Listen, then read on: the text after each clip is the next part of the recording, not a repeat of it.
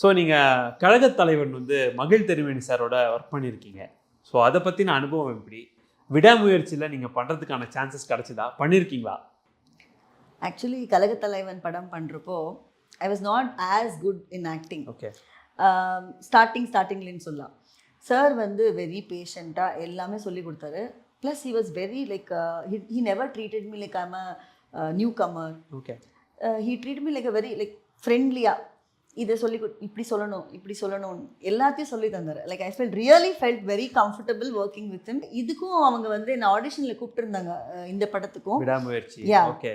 I got selected. Okay. I was supposed to go to Azerbaijan, but budget issue something. Okay. They didn't call the artist from here. Okay. They managed there itself, I believe. Okay. So that's when I couldn't. Anyways, you will in future கண்டிப்பா நடக்கும்னு நம்புறேன் நான். I hope. Yeah, I hope. Upcoming project. Okay.